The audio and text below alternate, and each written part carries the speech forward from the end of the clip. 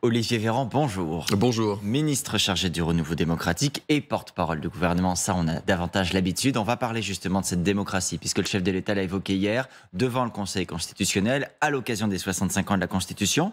Il veut élargir le champ du référendum. Mais pour faire des référendums sur quoi? D'abord, qu'est-ce que ça veut dire élargir le champ du référendum? Ça veut dire faire plus de démocratie directe. Il y a deux sortes de démocratie, celle qui est médiée par les élus, qu'on appelle la démocratie représentative, qui est importante, c'est la base de notre Constitution. Mais les pères fondateurs de la Constitution, la cinquième, la plus longue de l'histoire désormais, ils avaient pensé aussi à des mécanismes de démocratie directe, c'est-à-dire des moments dans l'histoire où on peut aller directement vers les Français pour leur poser des questions sur les sujets. Ce qui est déjà possible aujourd'hui et ce qu'Emmanuel Macron n'a jamais utilisé. Alors, ce qui n'a pas été utilisé depuis plus d'une décennie en réalité, qui a été assez peu utilisé au cours de l'histoire. C'est réservé, entre guillemets, aux grandes occasions, pour les traités européens, pour des grandes questions. Et donc là, l'idée, c'est de pouvoir en faire sur quoi, alors? Et en fait, la Constitution, elle limite le champ des questions sur lesquelles on peut interroger les Français. C'est-à-dire qu'il y a des questions que vous ne pouvez pas poser par référendum. Qu'est-ce qui vous manque aujourd'hui comme outil, à votre avis? Qu'est-ce qu'il faudrait pouvoir faire de plus que ce que la Constitution permet? Eh bien, réviser la Constitution, ça ne veut pas dire la changer, ça veut dire la conforter, et ça veut dire élargir le périmètre des questions qu'on peut poser. C'est-à-dire se dire, on n'a pas peur d'interroger les Français. Les Français sont politiques, ils ont envie de donner leur avis, d'exprimer. Et d'ailleurs, ils le montrent dans les enquêtes d'opinion. Vous avez qu'on a plus de 80% dans les enquêtes d'opinion de Français qui souhaitent qu'on puisse les solliciter par référendum. Mais concrètement, vous avez des demandes des oppositions qui disent, nous, on aimerait pouvoir faire un référendum sur l'immigration. C'est pas possible aujourd'hui. Aujourd'hui, la Constitution l'empêche. Est-ce que vous souhaitez que ça le soit demain? Ça fait partie des discussions. Le président n'a pas donné le contour précis des questions qu'on pourrait poser, mais il dit élargissons l'article 11. N'ayons pas peur de pouvoir interroger davantage les Français sur des sujets pour lesquels aujourd'hui on est dans l'impossibilité de le faire. Donc il y a les sujets, l'immigration et sans doute d'autres sujets sur lesquels les forces politiques pourront dire on le souhaite. Peut-être que les sujets sociétaux en feront partie. Sur la fin de vie, il y a une convention citoyenne qui est aussi un mécanisme de démocratie directe. Et puis il dit quoi d'autre? Hier, il dit il y a aussi le RIP, le référendum d'initiative partagée. Alors celui-là, on n'en a jamais eu recours, on n'y a jamais eu recours parce que c'est trop compliqué. Il faut réunir 10% des voix des parlementaires, ça va, mais 10% de la population. Ça fait plus de 4,5 millions. Exactement, plus de 4,5 millions, ça n'a jamais pu être fait. Et donc, dans le même mouvement, c'est le mouvement du « avec vous » qu'on avait vu pendant la campagne. C'est ce que le président fait quand il fait des conventions citoyennes, le grand débat national, les CNR, où il permet aux Français de dire ce qu'ils attendent de nous. Mais là, il va baisser le seuil à combien, le chef de l'État? On verra l'abaissement du seuil. Il n'a pas donné de chiffre. C'est avec flou, parce que c'est pas très clair. Mais non, mais ça, je m'y attendais. Attendez. Hier, il explique la méthode. Mais concrètement, on sait pas. Il explique la méthode. Acte 1, il réunit pour la première fois tous les présidents de partis politiques, à Saint-Denis, il y a quelques semaines. Les présidents de partis politiques lui disent, pour certains, il faut élargir l'article 11 de la Constitution pour faire plus de référendums. D'autres disent qu'il faut simplifier le recours au RIP. Bon, il dit, je vais réfléchir à tout ça. Hier, il dit, j'ai réfléchi à tout ça, je suis OK pour qu'on y aille. D'accord? Donc l'acte 3, c'est qu'il va réécrire aux présidents des forces politiques pour leur dire, on va se retrouver, si vous en êtes d'accord, comme la dernière fois, et on va avancer pour savoir maintenant comment est-ce qu'on précise les choses. Quand est-ce qu'aura lieu la nouvelle rencontre? Pour changer, Adrien Jean, de la Constitution, il faut réunir, non pas une majorité simple, ce qui est déjà compliqué dans la période. Il faut déjà réunir une majorité simple dans chacune des deux chambres. Et il faut la majorité des 3/5 en Congrès. C'est-à-dire qu'il faut que 60% des députés et des sénateurs réunis, sachant qu'on a la majorité absolue dans aucune des deux chambres, disent on est OK. Donc ça veut dire que chacun doit y retrouver ses petits. Alors, juste, je rebondis sur ce que vous venez de dire, parce que vous nous avez dit quelque chose d'important. Le chef de l'État va refaire un courrier aux partis politiques. Oui, il devrait faire ça, oui. Pour les réunir, à quelle date? Pour leur faire des propositions. D'ailleurs, il s'est engagé dans son premier courrier. Il dit, je reviendrai vers vous avec des propositions. On avait parlé de la date du 30 octobre, c'est toujours d'actualité? Hier, il pose le cadre. Troisième cadre, la date, je ne l'ai pas, pardonnez-moi. D'accord. Le troisième cadre, aussi de révision constitutionnelle qu'il propose, c'est la décentralisation. Oui, on va y venir juste. Restons sur la majorité, parce que vous soulevez un point qui me paraît effectivement crucial. Avec qui vous pensez pouvoir faire cette majorité des 3/5 qui, aujourd'hui, est compatible avec vos positions sur la réforme de la Constitution? J'entends qu'à gauche, on plaide depuis longtemps pour un élargissement du RIP. J'entends qu'à droite, on plaide depuis longtemps pour un élargissement de l'article 11. Vous me voyez venir. C'est-à-dire que c'est dans la logique de la recherche de consensus du président avec les forces politiques de majorité et d'opposition, il leur dit, voilà, on fait un package avec dedans ce que vous souhaitez les uns et les autres. Et on le porte devant le Congrès. C'est dans ces conditions qu'on peut réussir. Mais est-ce que ça inclut la France Insoumise et le Rassemblement National? Vous avez pris deux exemples. Sur le RIP, la France Insoumise est demandeuse. Sur l'élargissement du champ du référendum, le Rassemblement National est demandeur. On a souvent entendu l'exécutif dire l'arc républicain s'arrête juste avant LFI et RN. Est-ce que là, vous leur tendez la main? Mais on ne tend pas la main. On dit, vous êtes représentant d'une partie des Français. Le président de la République le dit. Il est au-dessus des partis. D'ailleurs, c'est ce que dit la Constitution. Et donc le président dit, moi j'ai vocation à ce que l'ensemble des représentants de la nation puissent travailler de concert pour obtenir un consensus, pour conforter et moderniser notre Constitution. C'est ça qu'il dit. On n'est pas dans la logique partisane pour le coup. Par contre, on a conscience du fait que pour obtenir une majorité, il faut, encore une fois, répondre aux demandes exprimées par l'ensemble des forces politiques dans la mesure où elles vont dans le bon sens. Et nous, on considère, et le président de la République l'a montré depuis des années, qu'en allant vers les Français pour les interroger, en leur disant vous êtes utiles, en revenant vers eux pour leur dire vous avez proposé ça, vous êtes utiles, ce que j'ai lancé avec l'application Agora d'ailleurs. C'est-à-dire qu'on interroge les Français, ils sont des dizaines de milliers à s'inscrire, ils sont des milliers et des milliers à répondre à des consultations. Là, on lance aujourd'hui une thématique sur les violences contre les enfants, faite avec Charlotte Cobel, où on pose des questions aux Français. Et leurs réponses, elles sont utiles. Charlotte Cobel est en train de faire un plan de prévention et d'accompagnement des enfants victimes de violences. Donc il y a des questions qui relèvent certes du politique, mais pour lesquelles on a besoin de l'opinion publique. Qu'est-ce qui vous semble le plus efficace? Où est-ce qu'on doit mettre les efforts? Comment est-ce qu'on doit former? Est-ce que vous-même, vous vous sentez en mesure d'intervenir dans le champ de la lutte contre les violences faites aux enfants? C'est cette façon-là de faire de la politique. Alors, j'admets, Adrien Gendre, que ça peut surprendre parce que c'est finalement assez nouveau dans un paysage politique où habituellement vous avez des lois qui partent d'en haut, mais c'est la volonté exprimée par le président et c'est la ligne politique que nous suivons. Alors, pour le coup, je vais vous donner raison sur un point. Je pense qu'on ne peut pas vous faire le reproche de ne pas écouter. Il y a eu le grand débat, il y a eu les conventions citoyennes. En revanche, la question, c'est qu'est-ce que vous en faites ensuite? En ce moment, il y a des négociations entre les partenaires sociaux sur le sort de leurs caisses. Le gouvernement dit on va prendre de l'argent dans les caisses. Pourquoi est-ce que vous ne dites pas on va écouter les partenaires sociaux? Vous targuez de vouloir écouter. Écoutez donc les partenaires sociaux. Adrien, d'abord, écouter, ça ne veut pas forcément dire toujours tomber d'accord. Ça veut dire faire comme vous voulez. Non, sinon ça s'appelle du populisme. Si quand la majorité vous dit c'est ça qu'il faut et que vous estimez qu'en fait ça n'est pas tenable pour l'avenir du pays, mais que vous le suivez pour faire plaisir aux gens, ça s'appelle du populisme ou la démocratie? C'est pas ce qu'on fait. La démocratie, c'est écouter la majorité. Non, mais on a une démocratie aujourd'hui qui est une démocratie représentative, c'est-à-dire que les gens votent pour des élus pour qu'ils puissent prendre des décisions.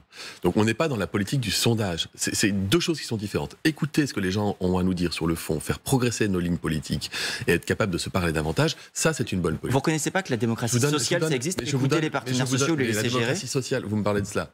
Dans une semaine, il y a une conférence sociale qui va faire quoi? Qui va dire on va supprimer les bas salaires en dessous du SMIC dans 80 branches professionnelles. Mais si les conclusions ne vous conviennent pas, vous pourrez dire pareil, vous pourrez dire c'est pas raisonnable. Mais la conférence sociale a le mérite de réunir les partenaires sociaux, les employeurs en responsabilité qui disent voilà, là on a un équilibre budgétaire à obtenir, mais il faut qu'on fasse des efforts. Donc c'est un bon modèle. Et prenez, regardez, je vais vous taquiner là-dessus, mais prenez la Convention citoyenne sur le climat. Moi j'ai entendu ça pendant 2 ans, ce truc n'a servi à rien, etc. Qu'est-ce qui se passe depuis 1 mois? Les ZFE, zones à faible émission, les maires disent on n'en veut pas, c'est trop contraignant. Le ZAN, c'est-à-dire la zéro artificialisation nette des sols. C'est un président de région, Laurent Wauquiez, qui dit c'est trop contraignant, on n'en veut pas. La suppression de l'allocation des passoires thermiques. Vous voyez que ça fait débat, parfois même au sein de la majorité. Ces 3 mesures qui sont fondamentales pour le climat et que je soutiens très fortement, elles sont issues de quoi?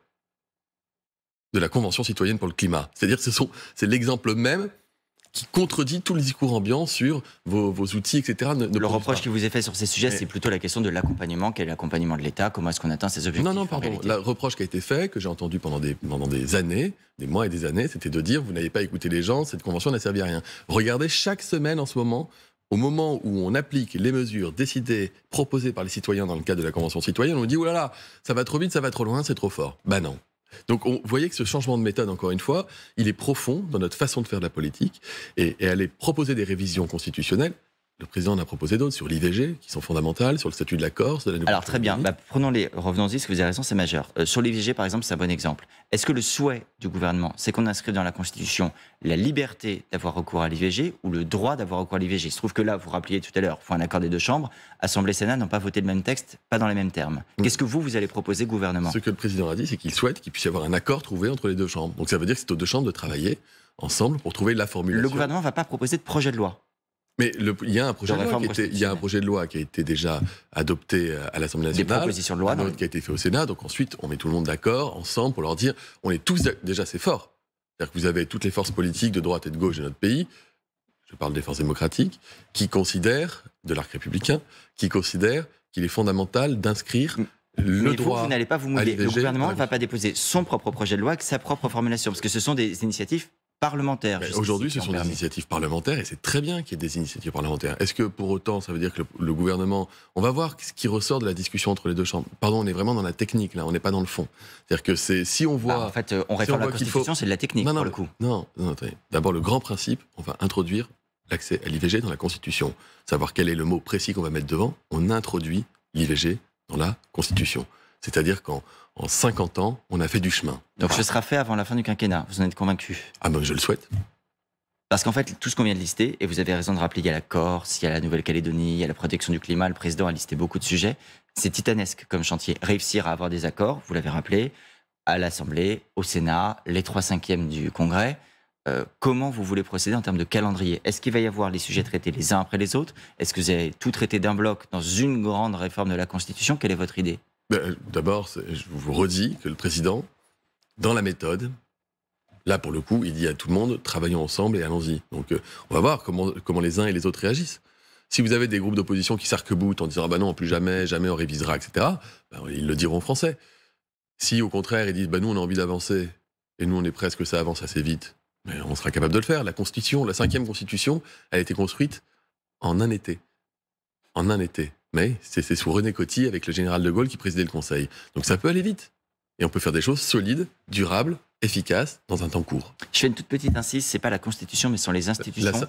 La proportionnelle, pour le coup, on n'en parle plus. Ça avait été un engagement du président de la République, ça s'est oublié. Non, justement, vous avez fait la différence à raison entre institution et constitution. Hier, c'était un discours qui portait sur la Constitution. Le président s'est déjà exprimé sur la question de la proportionnelle. Il est ouvert à cette idée. Il ne l'a pas rappelé hier, ce qui ne veut pas dire qu'il l'exclut nécessairement du champ du dialogue. D'accord. Et la limitation à 2 mandats consécutifs du mandat présidentiel, il avait eu l'occasion de dire que c'était une funeste connerie. Donc on laisse la connerie en l'état. Ça n'a pas été abordé. D'accord.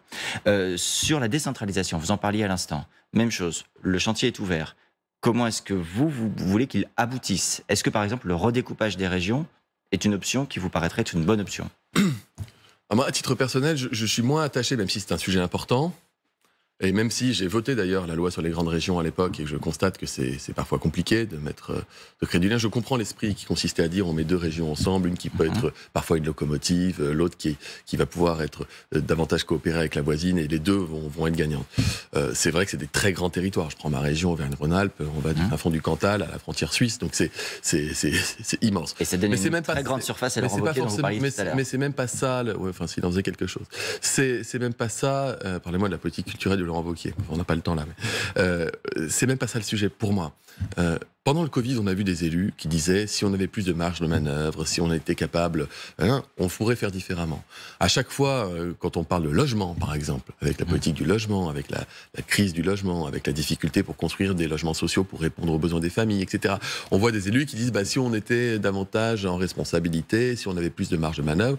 Puis d'autres vous disent si on avait de la différenciation territoriale, ça veut dire si on n'était pas tous traités de manière uniforme dans tous les domaines, sur tout le territoire, peut-être qu'on pourrait fonctionner de manière plus efficace. Ils vous demandent aussi de l'autonomie financière. Donc, mais ils en ont, en l'occurrence, de l'autonomie. Peut-être qu'ils en veulent davantage. Mais je suis sûr que si je vous pose la question, vous aimeriez avoir plus d'autonomie financière à titre personnel. Alors moi, je ne gère pas de région, donc j'en ferai pas grand-chose. Mais quand on est... Non, mais à titre personnel aussi. Ça veut dire que... Donc, je ne sais pas ce que ça veut dire au fond. Donc là, on est en train de discuter de est-ce qu'il y a des nouvelles missions qui sont aujourd'hui, qui relèvent de l'État, qui peuvent être confiées au territoire, départements, régions, communes, intercommunalités, etc. Et le souhait du président, c'est qu'on aille vers davantage de décentralisation. Vous craignez pas l'effet, Olivier Véran, déceptif, parce qu'on a, depuis le début de cet entretien, évoqué beaucoup de sujets, tous très importants, tous majeurs, qui peuvent tous effectivement changer beaucoup de choses. Mais alors vraiment, la probabilité que tout ça puisse aboutir rapidement en un été, comme vous disiez, en clin d'œil à la création de la Constitution, paraît quand même très faible, non? Vous me faites penser un peu à cette pub Renault, vous vous souvenez, il y a quelques années. Je prends le comparatif.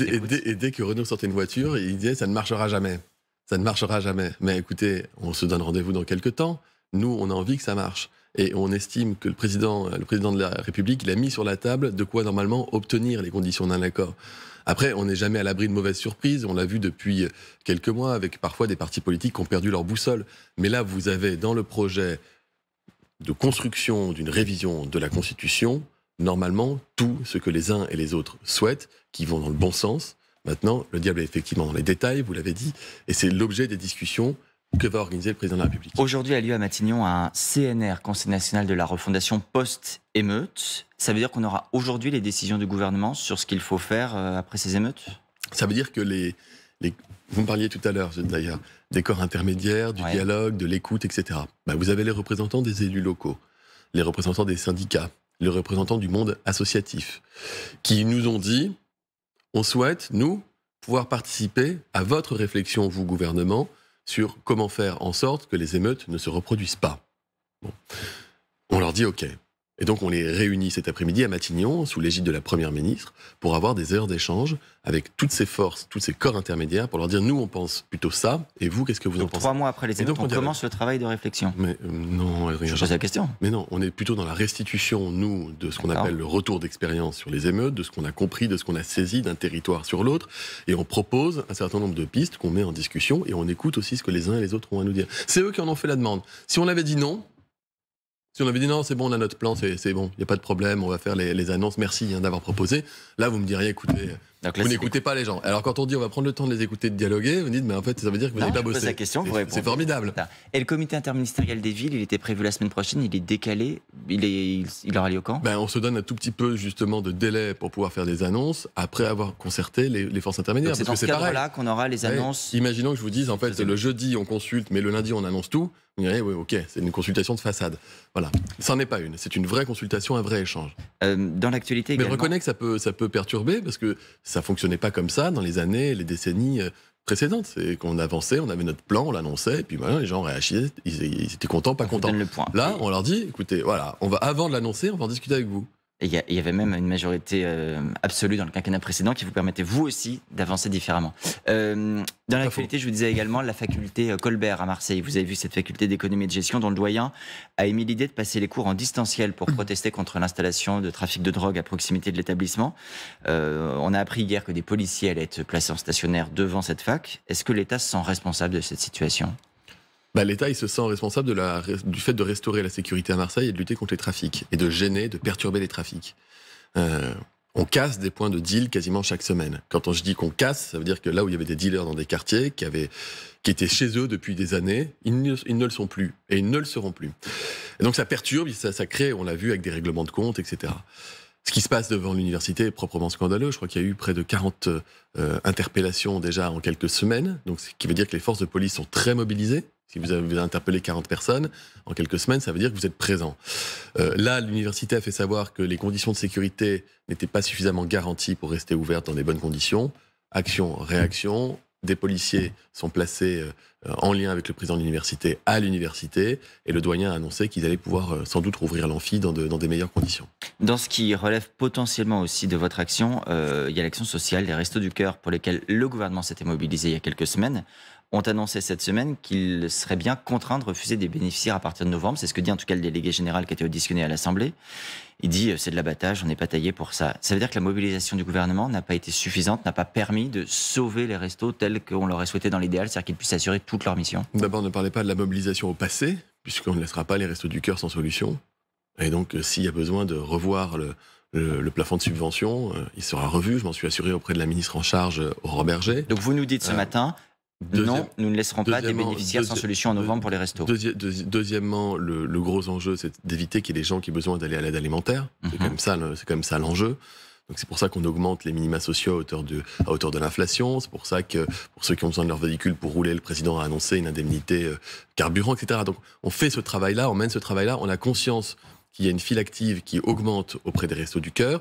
On travaille aussi, me disait la ministre, avec les Restos du Cœur pour regarder les conditions d'acceptation des gens, etc. Mais bref, ce tissu de solidarité, on en a besoin, c'est la fierté de notre pays, ça fait partie de notre histoire sociale, on a toujours été au rendez-vous.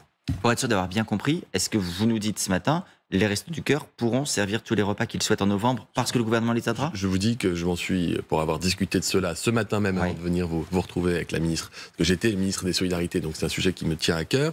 J'en ai parlé avec Aurore Berger qui m'a dit qu'elle était en lien avec eux pour discuter à la fois des subventions, des modalités de fonctionnement, de manière à ce que les restos puissent rester ouverts et accueillir le maximum de personnes, y compris en novembre et en décembre. Demain, tout autre sujet. Décidément, il faut faire le grand écart quand on est au gouvernement en ce moment. Réunion interministérielle sur les punaises de lit. Vous l'aurez noté. Oui, en l'occurrence. Pour décider de quoi ? C'est pour concerter ou c'est pour décider la réunion punaise de lit ? Non, mais déjà, c'est pour comprendre. Ni vous ni moi, aujourd'hui, ne sommes capables de dire il n'y a pas plus de problèmes qu'il y a un an ou il y a un vrai problème supplémentaire par rapport à il y a un an. Ce que disent les scientifiques, c'est que, de manière générale, à cause du réchauffement climatique, ça augmente dans tous les pays à forte fréquentation touristique. C'est le tourisme qui peut Qui permet la participer à ça. circulation des insectes. Bien sûr, on se souvient, New York était une ville qui était très infestée de punaises de lit, etc. Donc, quelle est l'ampleur du phénomène, s'il y a un phénomène qui prend de l'ampleur? Donc ça, on est en train de voir avec les professionnels qui interviennent chez les gens pour leur dire est-ce que vous avez plus de demandes, est-ce que vous avez des délais, si c'est le etc. cas, quelle sera la solution? On devra payer? Que ce soit le cas ou non, de toute façon, les Français nous disent on a un sujet avec les punaises de lit. Et c'est encore un sujet sur lequel vous devrez payer, dépenser pour trouver la solution. On demande beaucoup de choses à l'État, il faut le reconnaître. Non, c'est à vous de trouver la solution. La remarque sympa en fin d'interview. Non, non, il y a des vraies questions. Est-ce que c'est l'assurance qui doit prendre en charge? Est-ce que c'est le propriétaire? Est-ce que c'est le locataire? Il y a des choses qui ont déjà été traitées dans la loi. Qui réglerait tout alors? En tout cas, c'est à nous d'apporter des réponses aux Français, parce qu'on a été élus pour ça, et ça fait partie de notre travail. Donc, pour apporter des bonnes réponses, il faut déjà qu'on les ait nous-mêmes. Et à l'heure à laquelle je vous parle, je vous le dis en toute humilité, j'ai pas toutes les réponses. Donc, c'est très bien qu'il y ait une réunion interministérielle demain à Matignon, parce que tout le monde est autour de la table, et s'il y a des questions qui n'ont pas encore trouvé réponse, chacun sera chargé de les identifier et ensuite de les donner aux Français. Merci Olivier Véran.